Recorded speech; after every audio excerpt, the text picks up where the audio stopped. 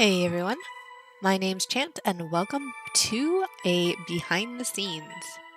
In today's behind the scenes, we're going to be taking a look at Luigi's Mansion. Very briefly, I'm going to give you guys the storyline of Luigi's Mansion.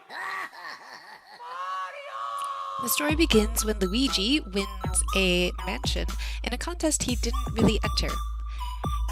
Mario is a little bit suspicious, so he goes ahead to the mansion and intends to meet Luigi there, but when Luigi gets there, Mario's gone.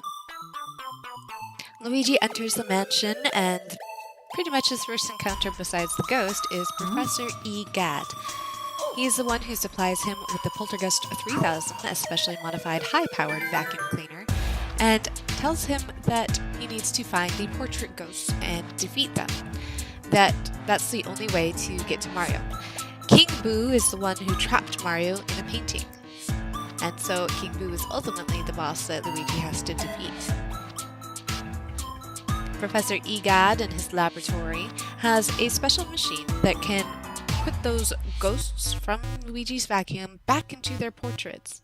At the very end of the game, with the Mario portrait, he reverses the entire machine and out pops Mario, making for a very happy ending for Luigi and Mario. Now, besides the Poltergust 3000, which is a very important aspect of my creation and the game, Luigi also utilizes a flashlight, which I also try to incorporate into my ride. So, with that in mind, let's move on to the layout of my creation. Before building most of my creations, I sketch out a basic floor plan of what I think it's going to end up like. I did this with Luigi's Mansion, as well as The Magician's Secret, Law 666, Phantasmagoria, and many, many more of my creations. So checking this out, this is a really basic floor plan of the sketch, but it's actually pretty accurate too. Right here is where we begin with Luigi's Mansion. This is going to be Professor E. Gadd's laboratory. Next we go straight into the mansion, into the foyer.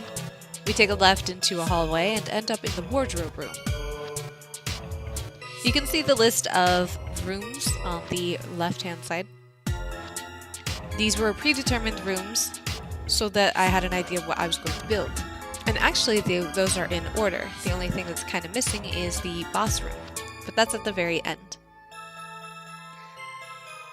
All of this is pretty accurate. Like I said, we're in the wardrobe room, next is the master bedroom, bathroom, kitchen, dining room, and up in the top right corner in that room, that is the music room, and below that is the library. And this is where things started to change in my floor plan here. I went in a different direction when I was building. I had a very clear vision of the first half of this ride. Obviously, it pretty much looks exactly like this. But the ending is completely different. First off, we don't exit the library from there. We go more to the right and do a larger circle back to Professor E. Gadd's laboratory. And you know what? That's okay. This plan was just to help me get started, and it's okay that it didn't end up the exact same. Alright, without further ado, we are going to take a look at the style that I chose and the artistic liberties that I took. A great representation of the style that I chose lies within the furniture that I made. You'll notice that each piece has a very specific shape. It's wider at the top and it tapers down at the bottom. This was not from Luigi's Mansion. This was something I decided to do, a style that I chose for this ride. This is a consistent theme I used throughout the entire build. From the bookshelves, to the wardrobes, the fireplaces, even the kitchen stove and refrigerator have this shape. And on the very outside of this entire build is Luigi's Mansion itself, and it too mimics this shape. I think the consistency of this pattern really brings everything together. Next, I wanted to point out that everything is made out of this really warm colored wood. When you think about Luigi's Mansion, you think that it's cartoony. I mean, Luigi himself is a great cartoon character with a big knob nose. The ghosts are cute, and none of that is really reflected here. So why did I make the decision not to go cutesy and cartoony? The answer to that question is that it's already been done, and it's been done well. One of my favorite recreations of it is actually by Chit Chad Plays.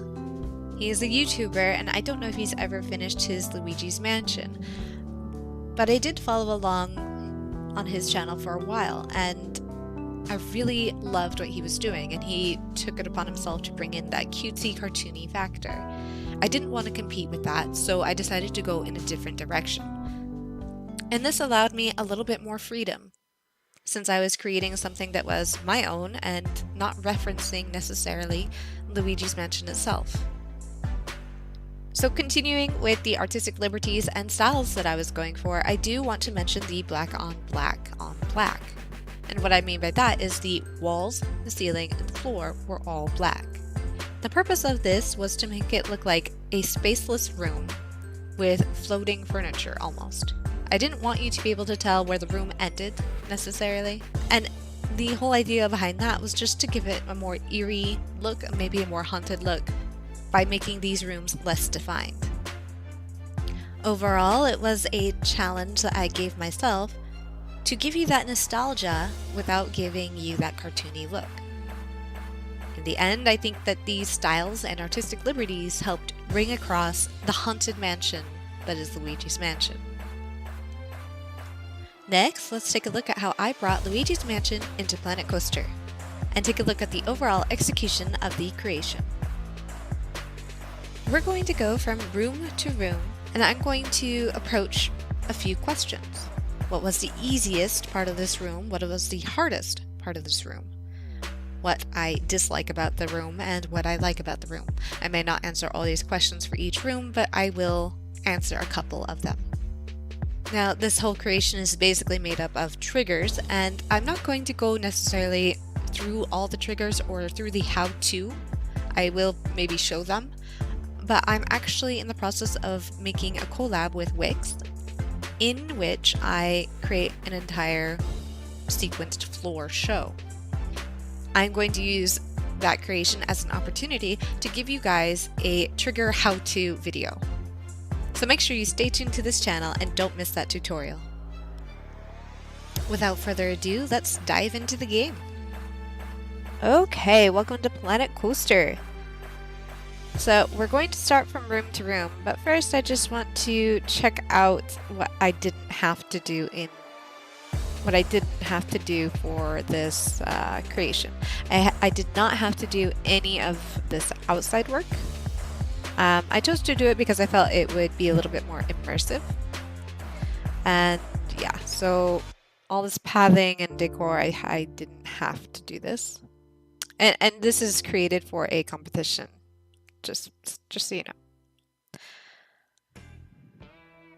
I was really proud of this sign, but I don't think anybody ever saw it. How the light flickers, how half of it's seen and half of it's not. I think it's probably a technique I'll use in a future project.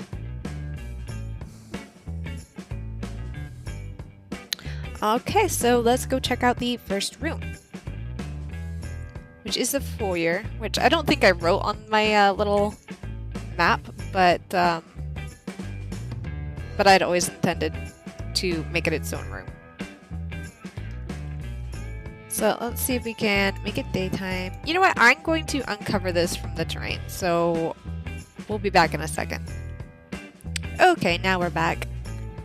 This is the floor plan that we saw earlier, only again, the ending was different than what I had drawn. But basically we can see this plan follows quite accurately what I had drawn earlier. I forgot to remove the supports, so it's kind of a mess down there. Yeah, that's fine. But yeah, let's get started with the first room. We're going to do this in daylight. We'll see if that helps in here. Yeah, it does.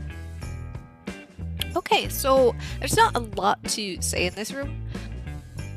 As for those 4 questions I set out to answer, what was the easiest to build in here or hardest to build, what I liked or what I disliked.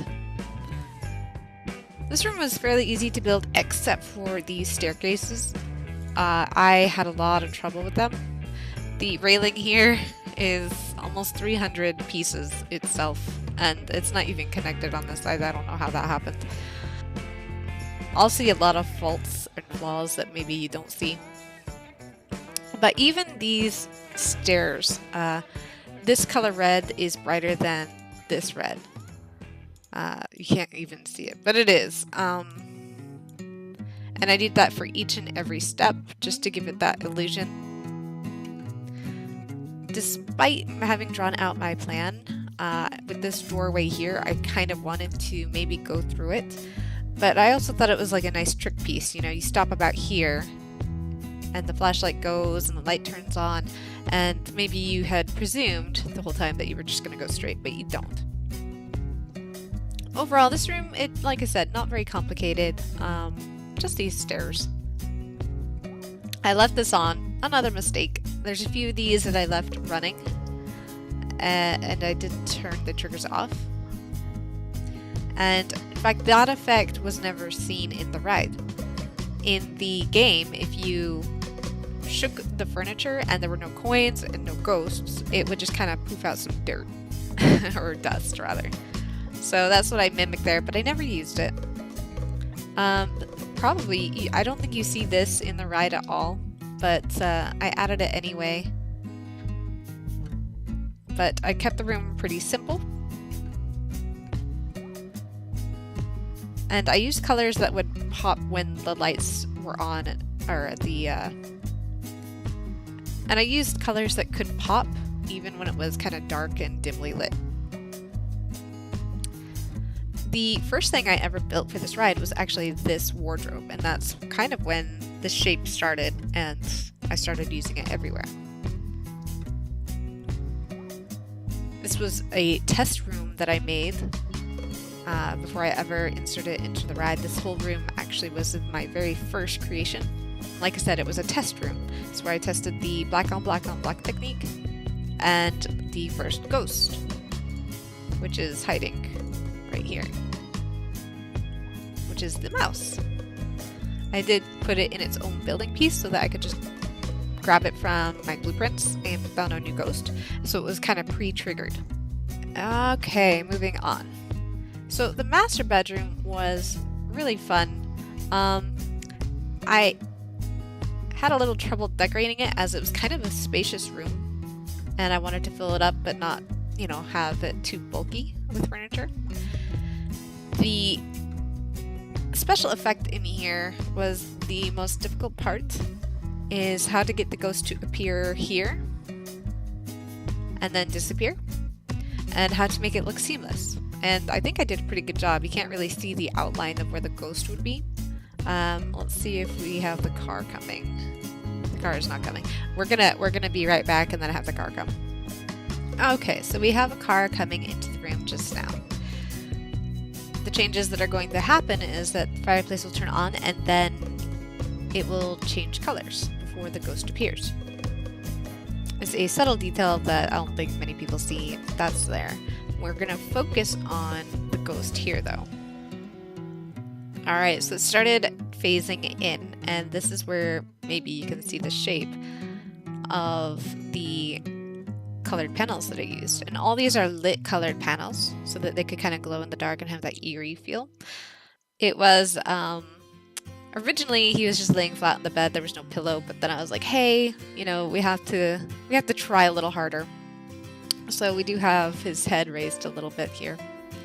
And his hand over here on the coverlets. It was a disappointment to me to have the ghost so jagged, but there was no other way to do it with the pieces I used, the colored panels. They were only so small, but I stuck with it, the jagged theme, so all the ghosts match. Initially, when I was making this, I kind of wanted to do billboards with the actual ghosts from the game. But again, that was more cartoony, and I feel like if the rest of the build didn't reflect that, then they would have felt out of place. So I stuck with these strange, jagged, self-made ghosts, and it's okay, I think it works. So we're going to play it a little bit, pause it again. There we go. now it looks like one solid color. You'll see I do have a fire effect, and that's just to make it look a little wavy. At night, these curtains are not so bright. Let's see. There we go. So now you can see through it. And the ghost, I came up with a sequence where the ghost would fade in and it would turn white right before it disappeared in a puff of smoke. And I use this for every single ghost that I created. So let's watch that. And there it goes, and now it's seamlessly gone. Like I said, that was probably the most difficult thing and my most favorite thing in this room. I put like 11 cars on the ride so that we can continuously get a run through. I wanted to use the bats in more than just this place, but the ride filled up quickly with all the techniques I wanted to use, so I really had to cut back. But again, it'll fade to white and then poof. That's something I also should talk about is the flashlight technique. I wanted to use this for when you encountered a ghost and I wanted the light to shine upon them and then you started vacuuming them up. However, this was so much work to get this flashlight, for one, aimed correctly so that the on-ride view and experience could see it properly, and then to have it cut out because in-game, these lights, let's see if I can click on it. It doesn't want me to. There it is. These lights will swing back and forth, right? They don't go just one way and stop. So what I had to do was I had to trigger each and every one, where I had it swinging until it got to the position I wanted it to be in.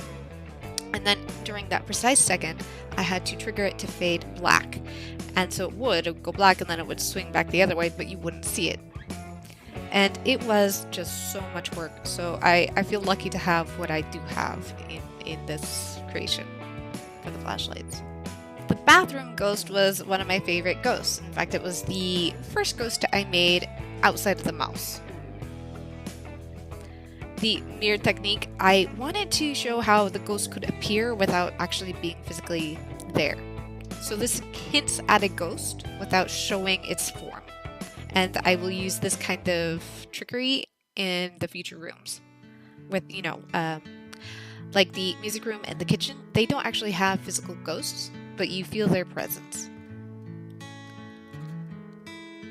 So it kind of looks like he walked past the mirror and ended up in the shower.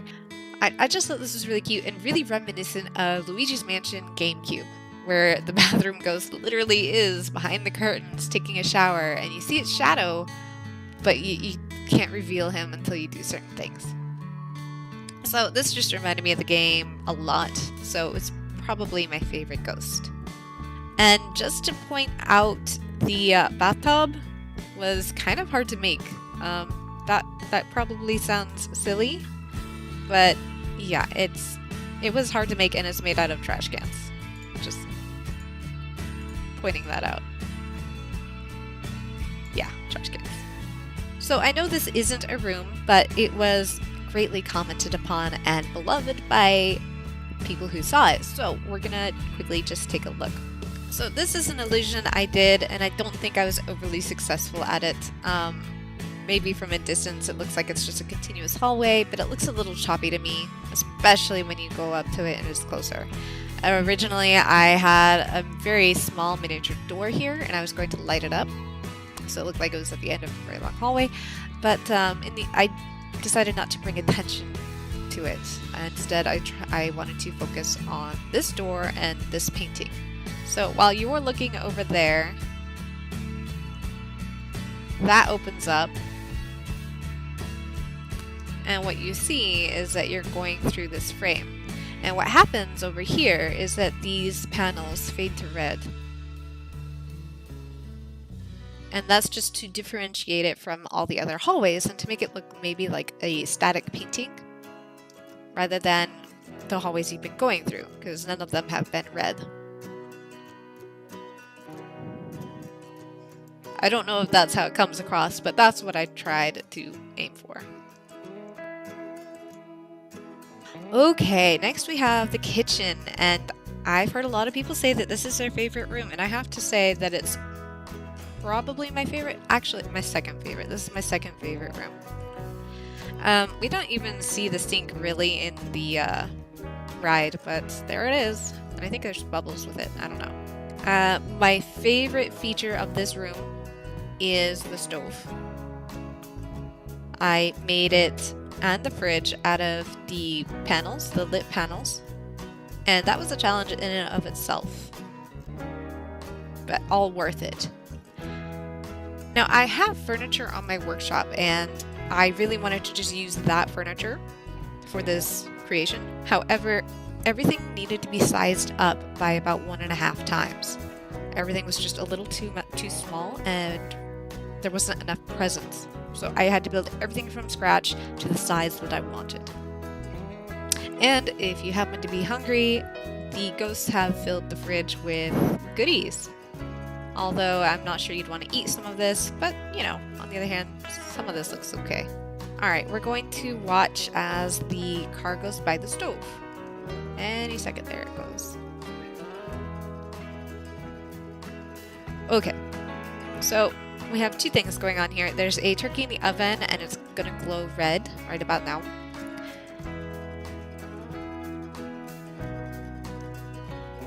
And I don't think it's a triggered light. I think it's just the panels that are going red.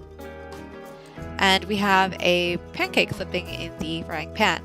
There's no sign of a ghost, but you know, the kitchen is... But there are things going on in the kitchen and there's obviously a presence here. So again, the illusion of ghost without there actually being one. Maybe it was the mouse making the pancake, I don't know. Okay, so next is the dining room, and I really like this room. I don't think there's a lot of action in this room, which kind of makes me sad. But nonetheless, it's a really pretty, elegant room.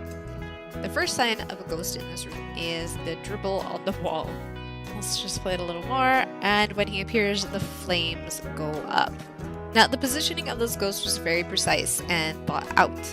In Luigi's Mansion, GameCube, the ghost is sitting here in the middle of the dining table on this side, while you, Luigi, kind of stay on the other side and try to attack the servers that are serving this ghost some food.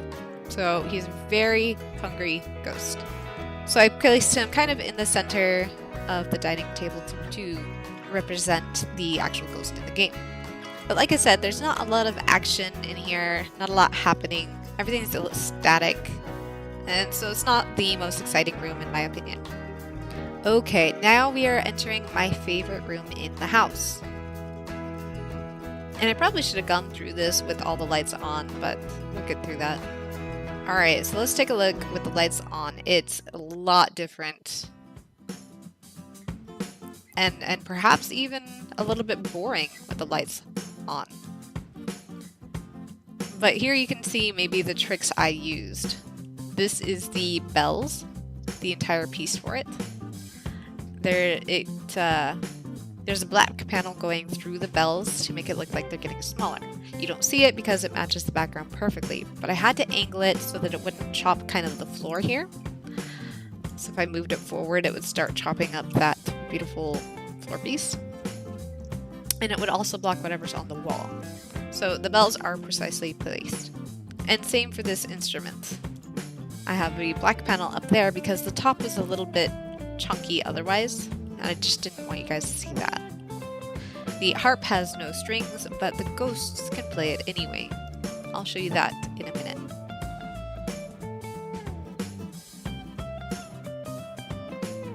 So this is again showing the presence of a ghost without showing a ghost shape. But you definitely know somebody's here. And they start playing the instruments.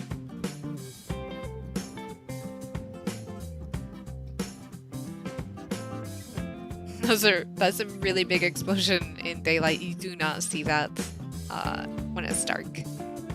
That's interesting. So that pretty much sums up the music room, but I think this is my favorite room, especially at night. So the next room is the library. And I had trouble with the floor plan for this room. I didn't know how I was going to set it up. I rearranged these bookshelves 10 times over until I landed upon this. As for this doorway, I wanted to put a billboard door that would open here in the middle, like elevator doors. So I ended up just taking it out, and I think that's okay because that room looks kind of like it's floating, like it's another dimension, especially with the black on black that I've done. I think it gives it a really interesting perspective. The thing I think I dislike about this room most is that there's no major sign of a ghost. There's the floating books, but there's no illusion that I did to show you a ghost, right? These books are in-game. I didn't have to try very hard in this room. So the only thing that I did was kind of add the Mario picture, turning it on and off. This is the point in the ride where I stopped following the design that I had originally created. I decided to do this kind of like outdoor patio type thing. I don't know why I wanted that. I think I just wanted a little bit of nature to be brought into here because it had just been really stuffy and indoors. The only room I had windows in was the music room, so I thought that this would bring it a little bit of variety to a stuffy mansion. Okay, so this is the first time we see King Boo. So we definitely know that we are getting deeper and deeper into the mansion and closer to Mario. So this was just a kind of a distraction, make you think you're going through there when you actually turn right and go through the wall again. Now this time you don't really see the illusion like we did when we backed into it, but it's the same effect. So that brings us to the ballroom. Now the ballroom was possibly my biggest disappointment, and I hope you guys really liked it though. What to start with? Let's start with the panels on the wall. They are triggered to switch from black to white, that's it. And they do that, but they're a little glitchy and I could never figure out why. And it's not seamless, like there's the glitch. It's not seamless. It didn't have the same wow factor that I was going for, which was a real disappointment. I also think we stay way too long in this room. However, I couldn't have helped that either. We come in here. We do one full circle around. But then we exit over here. So we do about 1.5 circles in here. I couldn't have reduced that even if I wanted to. So we just kind of spin around for, I don't know, a minute of the ride. And it's okay. The glitching effect on the wall I ended up liking okay. It just kind of looked like it was affected by the ghosts somehow. I spent so much time on the dance floor and I'm not sure if anybody really saw it. But it was still fun to make and I don't regret making it. But because the room felt a little lacking, I did add all of these spotlights just to make it a little bit more fun and frankly a little bit more disco. So in this next hallway, I have a lot of clouds covering the ground, and that is kind of to give the effect of, you don't know what's 5 feet in front of you. It could be anything, and it definitely has that spooky vibe. The actual purpose of hiding what's 5 feet in front of you is that it's hiding a wall that you actually just ride straight through. And there's actually 2 of them. First, that one, you go through this very dark tunnel. That panel would be pitch black, but right now it's triggered because I have like 11 cars in progress right now. And you'd go through this next wall here. And you would end up in the boss room. The boss room is made up of the same King Boo that I have triggered once. And that trigger is with each and every King Boo. And together I triggered all those triggers in order to make a sequence. And there's 2 sequences. One where they each turn on and then turn off in a line. And another one where they all turn on at the same time. So it makes for a very effective boss room, especially when the car is tilting around and around. You're surrounded by King Boos. It's a really neat effect. But again, you go straight through the wall. In this hallway, I wanted it to be much longer and much more of an impact. I was tricking you with these gems, thinking they were eyes and hey, there's King Boo, but no, it's just a light. And I would show that with a flashlight. Let's see if I can get one there. Yep. There's a flashlight and there's a flashlight. And I would want a flashlight to show King Boo, but the car didn't turn in time, and I was running out of time to get this completed for the competition. So it ended up okay, not quite as I wanted, but still effective. Lastly, we have the rest of Professor Egad's laboratory, where the big machine is. Normally, you would give him your vacuum full of portrait ghosts, and he would put it in on this side of the machine. And it would go through, it would swirl around, and those ghosts would end up on their picture frames. But in the end, where Mario is stuck in his picture, Professor Egad reverses the machine. So we start with the picture. Alright, let's get a different car in here, hang on. So we start with the picture, and then the swirling around, and then Mario kind of goes through those and pops out the other end. And he's okay, and that is a happy ending for Luigi's Mansion. Spoiler alert, sorry about that. But I tried to keep this entire room or machine as close to the game as possible, because it was one of my fondest memories, kind of watching the machine work and the ghosts go through. It was fun as a kid. So that sums up Luigi's Mansion and the creating of. And I covered everything kind of except for all the triggers. And like I said, I'm going to do a trigger tutorial soon. Another thing that got a lot of attention was the sign I did for Luigi's Mansion. I kind of put it here out of the way because I wasn't sure if I liked it well enough. I was thinking nobody's going to find it over here. And even if they did, they wouldn't know what to do with it. Well, I underestimated everybody because they saw it and they loved it. And I was so pleased that they did. Trick of the game and kind of abusing its glitches. This is made of several panels of glass, several layers of glass. As you can see, so much. And it is colored white so that it has the most contrast to the gems used to make the sign for Luigi's Mansion. And gems don't render through the glass, and that's why it shows up like that. Yeah, I ended up using black for the gems. White would have worked as well, but black, again, is the greatest contrast and looks best at night. The reason why I would have maybe chosen white was because in the daytime, it would show up less here. It would maybe camouflage itself a little bit more. But the impact at night wasn't as big, so I did just go with the darker black. This creation took many hours of planning and so many hours of creating. And again, I just decided to be unique and choose my own art style, something that wasn't used in the actual game. And so it was my own challenge to make you guys, the viewers, still feel like it was from the video game. And I think I did that successfully.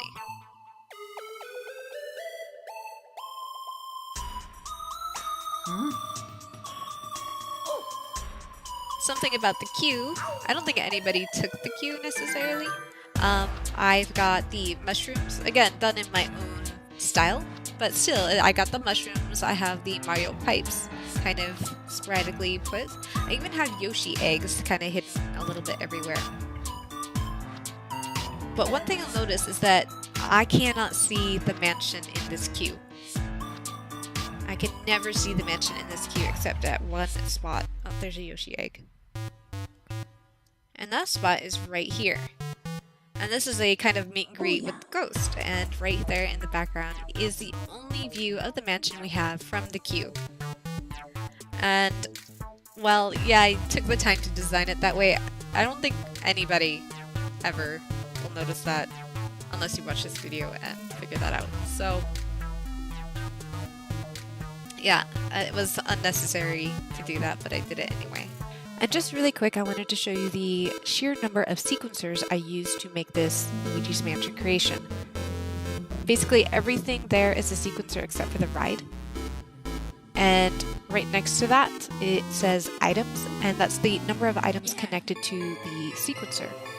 Some of these have as low as maybe 8 items connected, and I'm pretty sure one of them has over 300 connected to one sequencer. I could probably count these up for you guys. I would definitely lose my place in no time. There are just so many sequencers and then so many items connected to it, and overall just so many triggers to make all these ghosts appear and reappear and disappear and all the tricks that I used. And that is why I'm doing a trigger tutorial in a different video and not using this as a platform for that video. Thanks for watching my very first behind the scenes video. I plan on doing a couple more of these with maybe The Magician's Secret, most definitely Forsaken Souls, and maybe 1 or 2 other projects. Let me know if you guys like this video in the comments below, and I will see you guys in the next one. Bye now! Mario?